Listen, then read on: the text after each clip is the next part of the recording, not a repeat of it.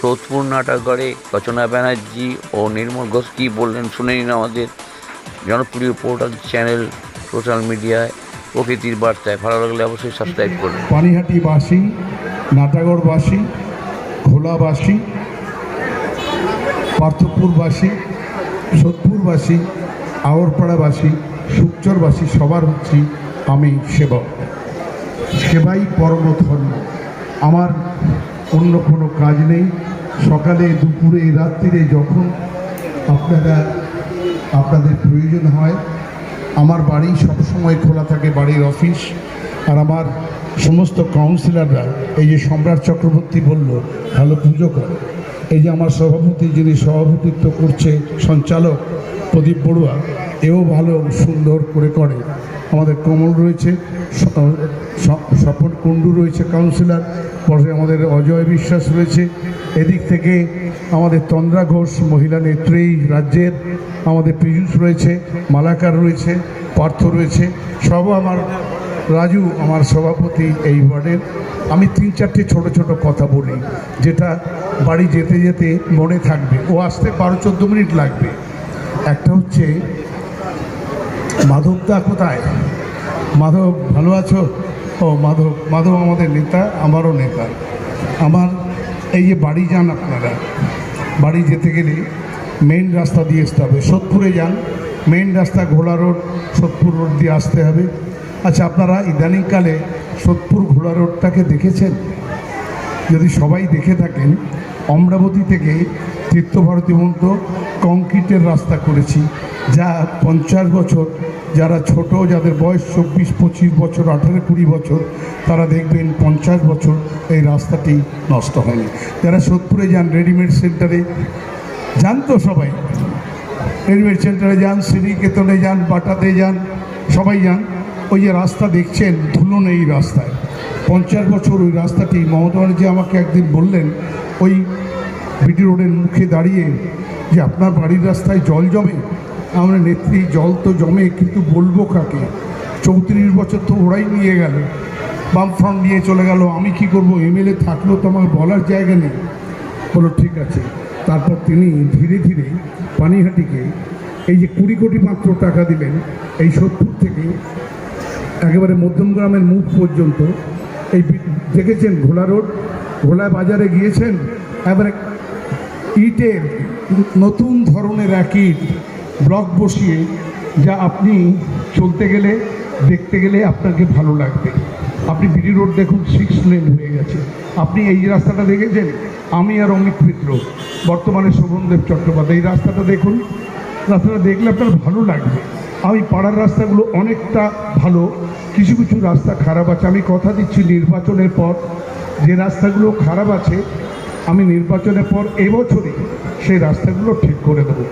আচ্ছা দেখুন, পানিহাটির মানুষকে গঙ্গা থেকে জল তুলে পরিশোধন করে বিনে পয়সায় পানীয় জল প্রত্যেক বাড়িতে দিতে হবে, এমন চিন্তা তো কেউ করেনি।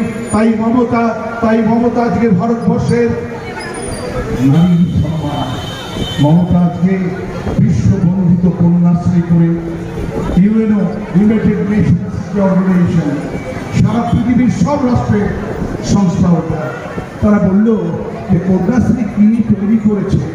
We want to see her, he is the lady in India, we want to see her. Mamataji সেখানে গিয়েছিলেন কন্যাশ্রী সর্বশ্রেষ্ঠ পুরস্কার। ওখানে জিজ্ঞাসা করেছিলেন, এই কন্যাশ্রী কি ফর মুসলিম, কন্যাশ্রী কি for Hindu, Kanyashree for Buddhist, Kanyashree for Sikh, Kanyashree for ইসাই? মমতাজি একটা কথা, ভারতবর্ষের নারীকে আমি এমন শক্তিশালী করব যে স্বামী অসুস্থ হলে, মেয়ে অসুস্থ হলে, ছেলে অসুস্থ হলে, শ্বশুর শাশুড়ি অসুস্থ হলে তাকে ভিক্ষা করতে হবে না। আমি সমস্ত সরকারি হাসপাতাল আমি ফ্রি করে দিলাম। আগে ছিল আমি লিখলেই সরকারি হাসপাতাল ফ্রি হয়ে যেত। এখন মুখ্যমন্ত্রী বলে দিয়েছেন সরকারি হাসপাতালে কোনো পয়সা নেওয়া যাবে না, এবং সঙ্গে একটি 5 লাখ টাকার কার্ড।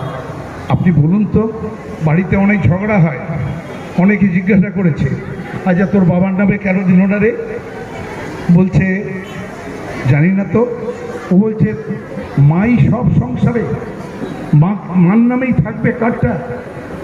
একজন বাড়ির শাশুড়ি বলছে, দেখ কন্যা হচ্ছে গৃহলক্ষ্মী, ওকে দিলে স্বামী যেমন পাবে, শ্বশুর তেমনি পাবে, শাশুড়ি তেমনি পাবে, আর যাকে সে জন্ম দিয়েছে সন্তান, সেই সন্তানকে সে দেবে। তাই মায়ের কাছেই পৌঁছে দিতে হবে রাষ্ট্রের ক্ষমতা, দেশের ক্ষমতা মায়ের কাছে পৌঁছে দিতে হবে।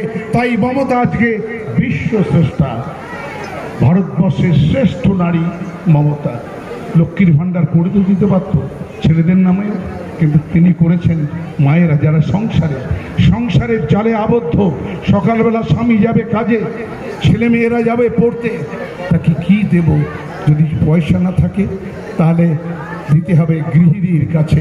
তাই তিনি মায়েদের কাছেই লক্ষ্মীর ভাণ্ডার দিয়েছে। তিনি এবার বলেছেন যে মোদি 10 বছরে ফিরে পয়সায় রান্নার গ্যাস দিতে পারেনি, গ্যাস সিলিন্ডার দিতে পারেনি। আমরা জিতলে ভারতবর্ষের সরকার করব, বিজেপিকে সরিয়ে ভারতবর্ষের সংবিধানকে রক্ষা করব, আর 10টা করে প্রতি বছর সিলিন্ডার আমি প্রত্যেক বাড়িতে পৌঁছে দেব। মমতার বলার অর্থ, মমতা যা বলে ভারতবর্ষের তার দুর্নাম আছে। মমতা যা বলে যে কোনো মূল্যে সেটা করে।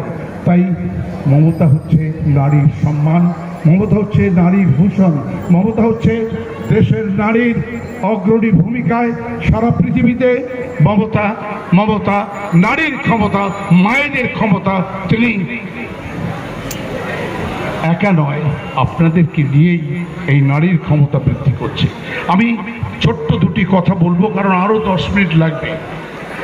একটি কথা হচ্ছে, আপনারা সবাই জানেন, যারা একটু পড়াশোনা করেছে, আমাদের ছোট ছোট ভাইরা 8, 9, 10, 11-এ পড়েন, যারা বেশি পড়েছেন তারা তো জানেনই, ভারতবর্ষ যে স্বাধীন হয়েছিল, ইংরেজরা ভারতবর্ষে ইস্ট ইন্ডিয়া কোম্পানি, পরবর্তীকালে ব্রিটিশের রাজতন্ত্র, রাজারা এই ভারতকে দখল করে নেয়, ভারতের মানুষকে পরাধীন করে।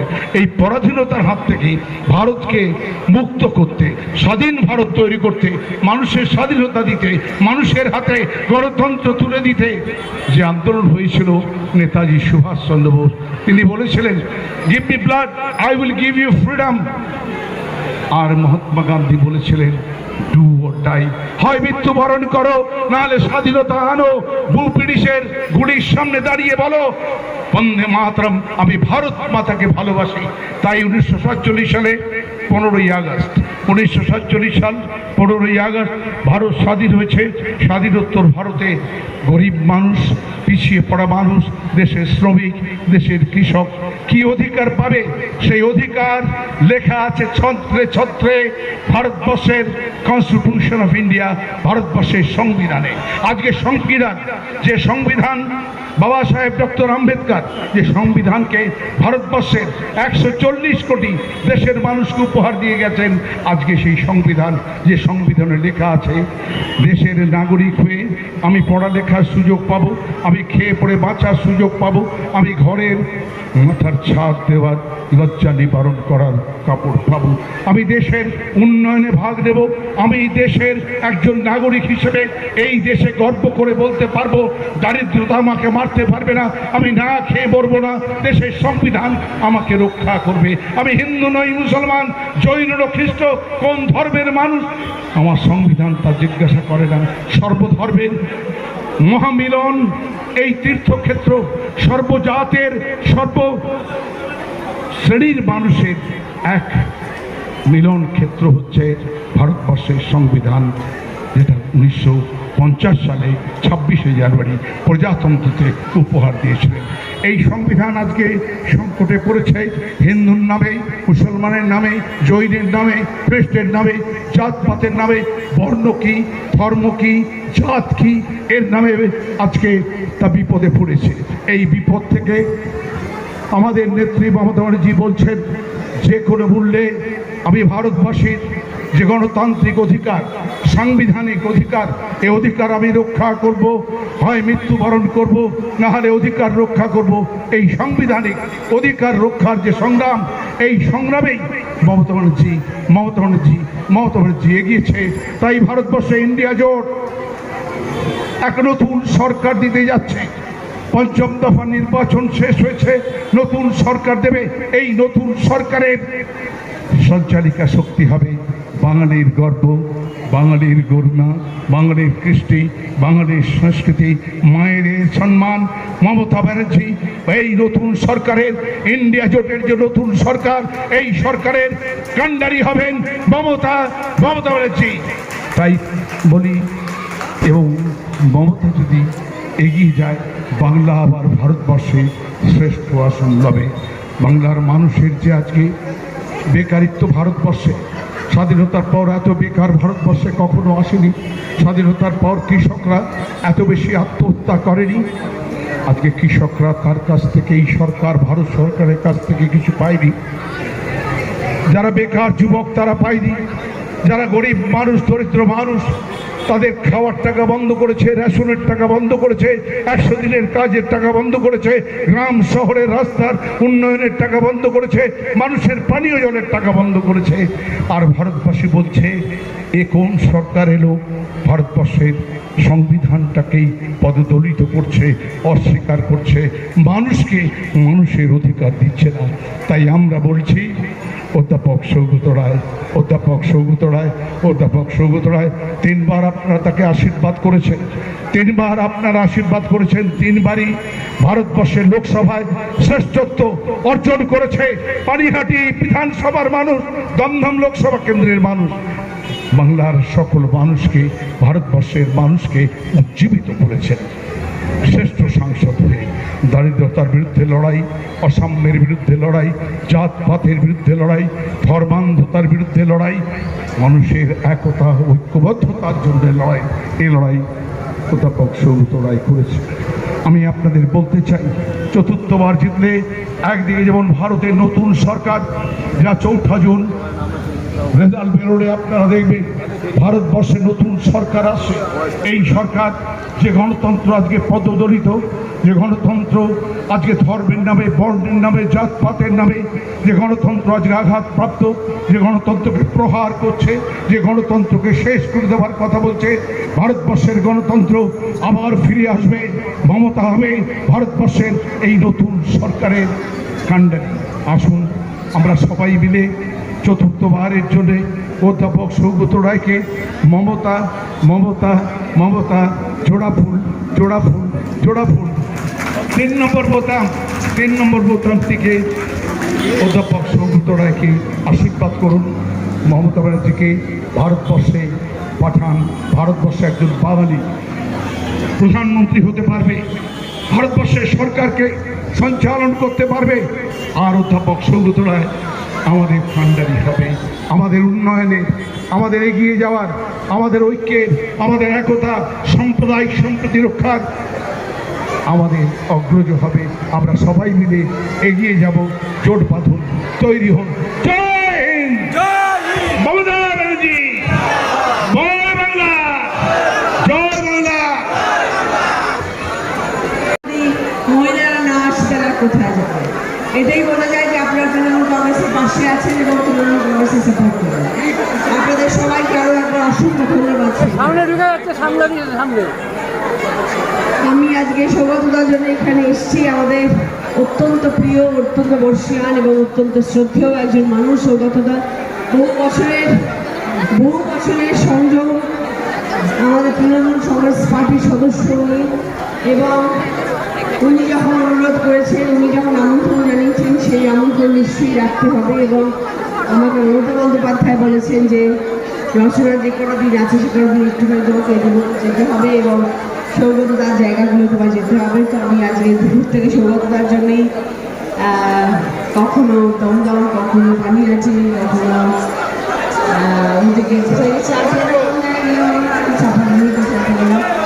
সব জায়গায় আমরা ঘুরে বেড়াচ্ছি এবং সৌগতদার সাপোর্ট করার জন্যই এসছি। অত্যন্ত সজ্জন একজন ব্যক্তি উনি। আমি আশা করবো আপনারা সবাই সৌগতদার সাথে আছেন, তাই জন্য আজকে 15 বছর ধরে সৌগতদা আপনাদের এখানে সাংসদ হয়ে রয়েছেন এবং আগামী দিনেও থাকবেন। এটাই আমাদের বিশ্বাস যে সৌগতদাই থাকবেন এবং আপনাদের সকলের ভালোবাসা নিয়ে সৌগতদা আবার আপনাদের পাশে থাকবেন এবং আপনাদের দমদমের উন্নয়নের জন্য উনি সবসময় পাশে আছেন, সাথে থাকবেন। আপনারা তৃণমূল কংগ্রেসের পাশে থাকবেন। একজনের সাথে মেলালে সবার সাথে মেলাতে হবে, তাই একজনের সাথে মেলানো যাবে না। সবাই এখন প্রচুর দিদিরা রয়েছেন, সবাই চাইছেন একটু ধরার জন্য, তাই একজনকে ভালোবাসলে আমি বাকিদেরও ভালোবাসি। তার জন্য মমতা বন্দ্যোপাধ্যায়কে ধন্যবাদ জানান।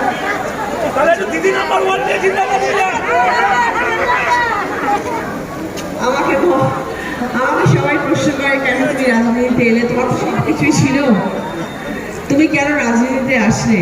সবাই ভাবে যে সব কিছু থাকলে বোধহয় রাজনীতি করা যায় না, কিছু না থাকলে বোধহয় রাজনীতিতে মানুষ আসে। এটা যে কত বড় ভুল একটা কথা, যে মানুষ যারা আমাকে প্রশ্ন করে তারাও যে কী করে প্রশ্ন করে না, যারা এই প্রশ্ন চিন্তা করেন তারাও যে কেন এই প্রশ্ন চিন্তা করেন সেটা আমি জানি না। আমাকে অনেকে মানুষ প্রশ্ন করেছেন যে আপনি কেন রাজনীতিতে আসলেন, আপনার তো কিছু প্রয়োজন ছিল না। আর আপনার কাছে ব্যাখ্যাটা কি রাজনীতিতে আসার, যে মানে কী কারণে মানুষ রাজনীতিতে আসেন? অভাব অনটন ঘরে থাকে তবে তারা রাজনীতি করেন। আমার যেহেতু মাথার উপরে ছাদ আছে, আমার দুবেলা ভাত খাওয়ার পর ভাত ডাল যোগান দেওয়ার অবস্থা আছে, তাই জন্য আমি রাজনীতি করতে পারি না। আমার দিদি বলেছিলেন একটাই কথা, যে রচনা আমার তোমার উপরে ভরসা আছে।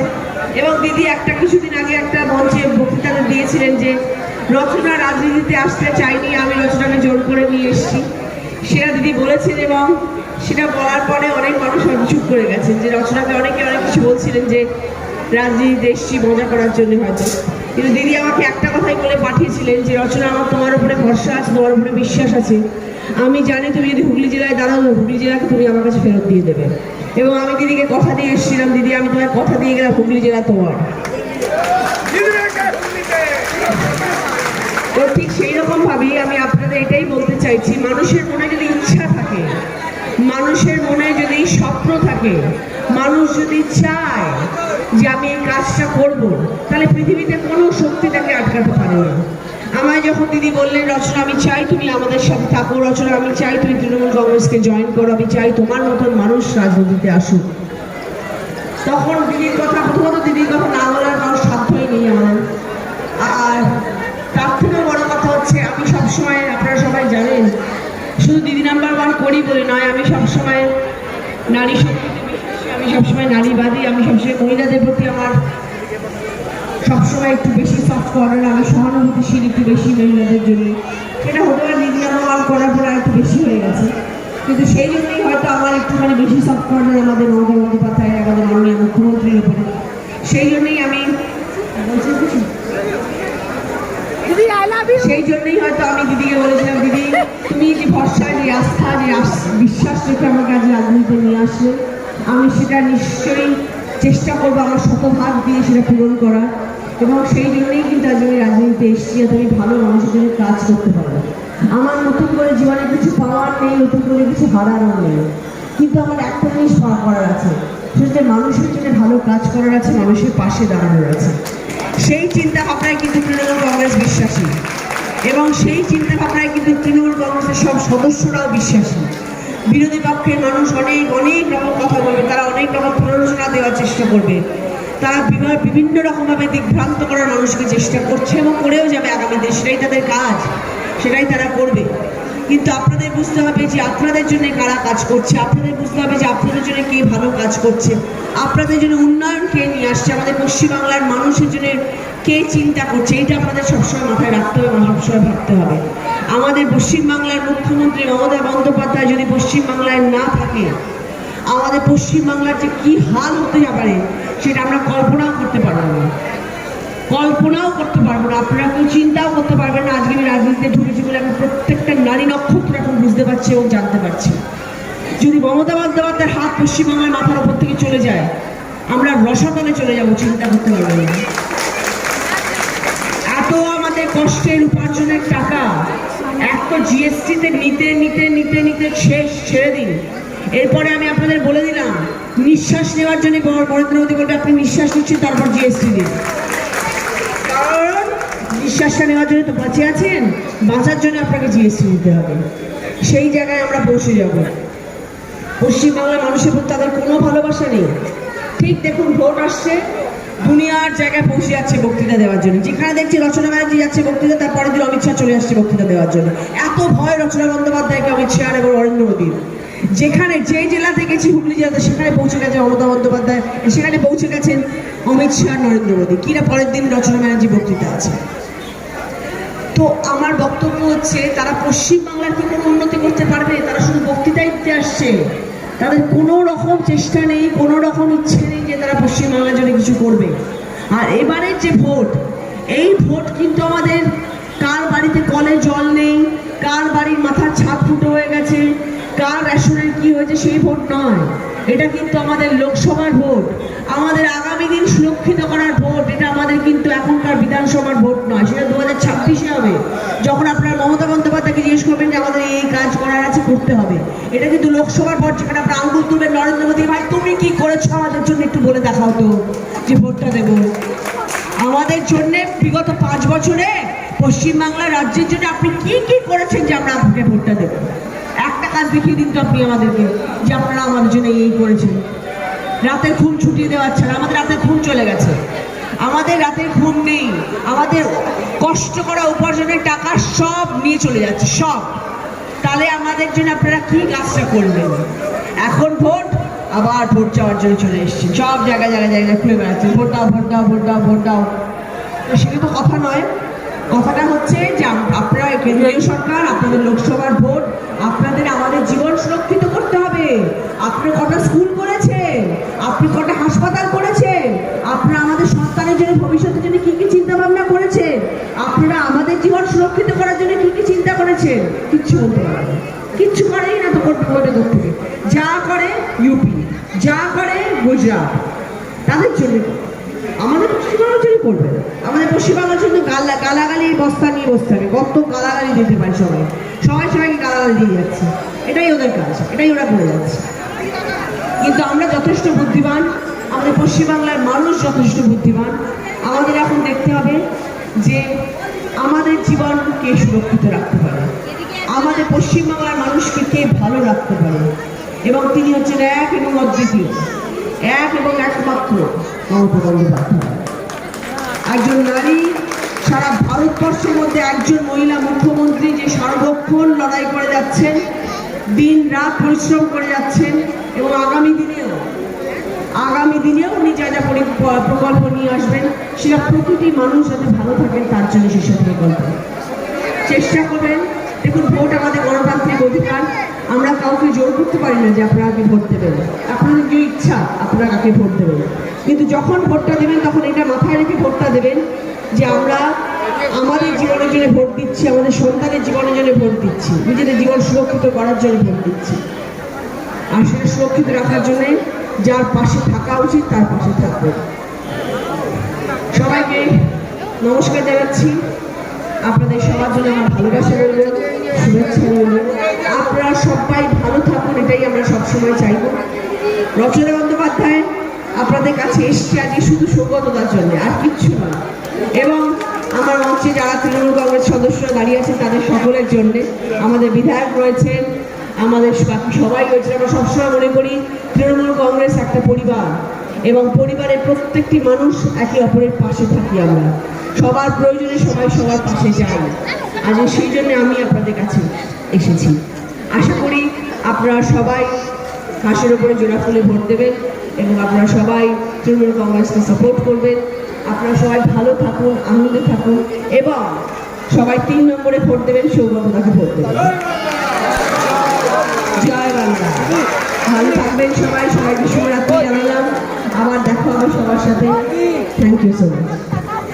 ধন্যবাদ আমাদের প্রিয় দিদি রচনা ব্যানার্জিকে, তিনি আজকে আমাদের মধ্যে এসেছেন। সকলে মিলে আমাদের প্রিয় সাংসদ অধ্যাপক সৌগত রায়কে বিপুল ভোটে নির্বাচিত করবেন। আগামী 3 তারিখ সকাল সকাল ভোট কেন্দ্রে গিয়ে আমাদের প্রিয় বিধায়ক, আমাদের সকলের কাছের মানুষ, পানিহাটির নবরূপকার মাননীয় শ্রী নির্মল ঘোষ মহাশয় আমাদের মধ্যে রয়েছেন, তীর্থঙ্কর রয়েছেন, তন্দা রয়েছেন, মিঠু রয়েছেন, রাজু রয়েছেন, কুণালদা রয়েছেন। আমরা সকলে, সম্রাট চক্রবর্তী এসছেন, আমাদের সভাপতি পার্থ দাস রয়েছেন। আমরা সকলে মিলে একটাই, আমাদের বিশ্বনাথ দা রয়েছেন, এখানে রবি রয়েছেন। আমরা